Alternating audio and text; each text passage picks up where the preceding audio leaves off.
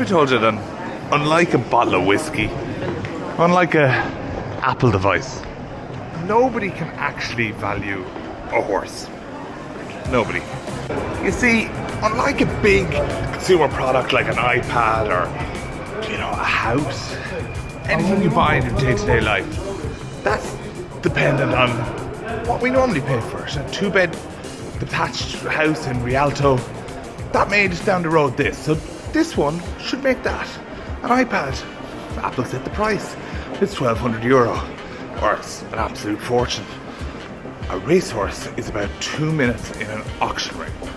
We're on our way to Goffs UK, another auction place, to I think prove that a horse is only worth what people are willing to pay in that 2-minute period. All the rest of it, all the stuff they tell you, it's all buzz.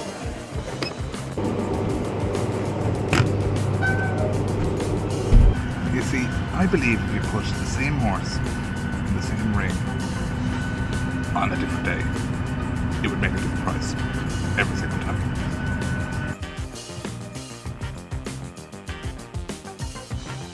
You're actually not allowed in the north of England unless you go here immediately.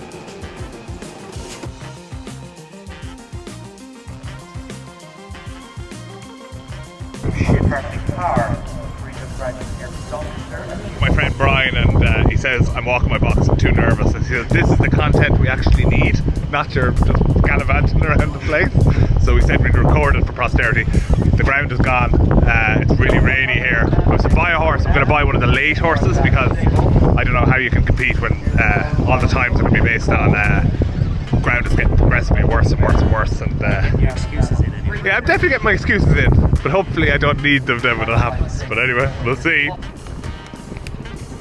To continue my documentary with Stephen Thorne. You're doing a documentary? Yeah. What about those poor syndicators? We're the morning of the breeze. You can hear maybe in the distance here. They've started to sell at Goffs UK.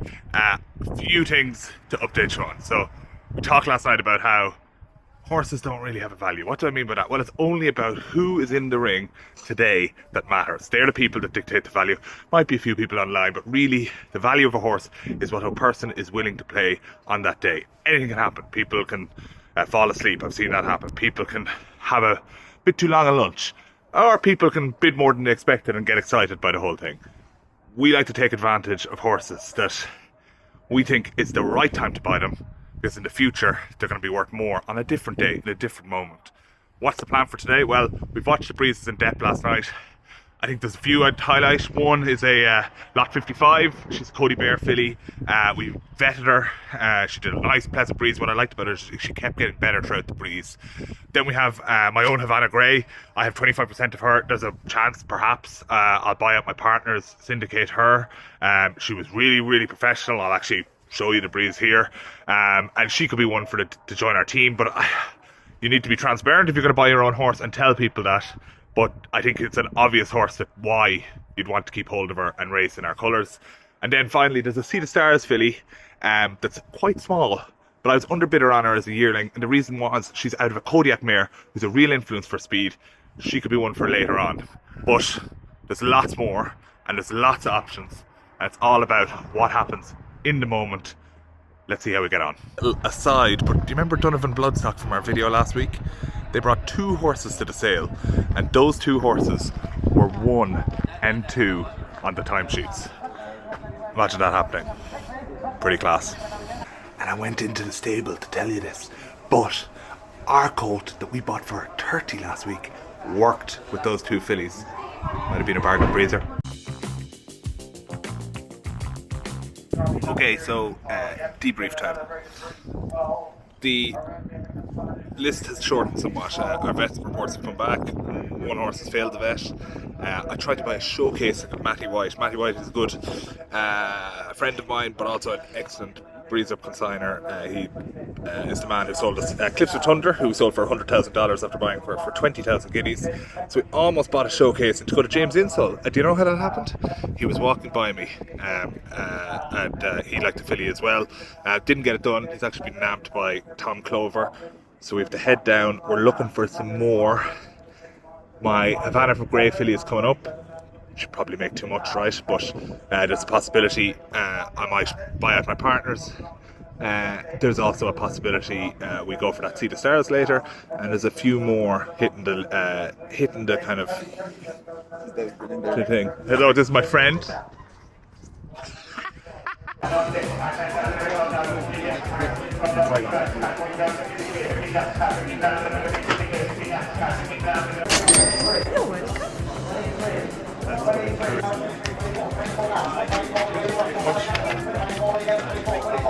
So here is oh my god, she doesn't like to look at me. Oh, she does. Hello, Miss Havana Grey. Havana Grey filly. Stevie, any thoughts on the Havana Grey? You're after buying a nice filly that you'll have a lot of fun with, and yeah, she's an old queen. She's a queen of filly. Yeah, a lot of fun. There she is.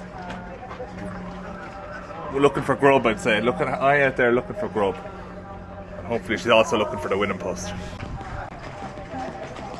It's important to stop and reflect and think, why did we buy this filly? Well, first of all, she hasn't even blown out the candles of her second birthday. She was one of the youngest horses in the whole sale. Younger horses keep getting better, and that's what I think this filly will do. She actually was the second fastest Havana Grey filly of the whole sale. The fastest Havana Grey filly, she made 420,000. This filly didn't even make 1/10 of that. She's got that determination. You can see putting her head down and willing her rider to go faster and faster. I couldn't be more excited to have her on our team, and she's got that willing attitude, so indicative of the Havana Grey progeny that have taken the world by storm. She's a really, really exciting one for the team. Okay, so I'm here in the airport. I'm, as usual, utterly exhausted, but a successful day, right? We came. I bought the Havana Grey partners out. We're now going to go look for new partners. I'm excited about it. Look, I've had shares in 5-6 breezers this year. That was the one. If I was to buy any of them and bring new people in, that was it. I'm hoping to announce the trainer. Maybe it will be in this video. Usually it is by the end of the video, but I don't currently know. Usually with our policies, if you're going to train if you're going to train a horse for us, we like you to take a share in the horse. Why do we like to do that? It aligns the incentives. It gets you part of the team. And I think it gets our owners excited in respect of, this is someone who also believes in what I'm investing in. She's a lickety split, really straightforward filly. And I think if you watch that breeze, she's not asked to push. She's not using the whip. They're just correcting her, keeping her balanced, and hopefully she's the type of filly to do exactly what the Havana Greys do, which is win. I'm excited, and I think our owners will be too. But I just need to get that final part of the puzzle, which is the trainer. Rest of the recap, as I said, one filly failed the vet for us. That happens. A Sea to Stars filly that we wanted to buy, she was removed because there was a lack of interest. So I probably should have been more vocal in my interest, but what can you do? And that is the Craven Breeze Up. I'm saying it's not the Craven Breeze Up. It is the Doncaster Breeze Up. I'm on my way home now. I'll see you next time. Sorry, one last thing before I read my book and leave you all behind. Well done, Donovan Bloodstock. We caught up with the two fillies earlier. You know what they made? Well, the Sioux Nation I think cost 44. That made 300,000, and the King of Change 270,000. That's a cool 570,000. The King of Change was only 39 as a yearling. It's an easy game if you can do it. Bye.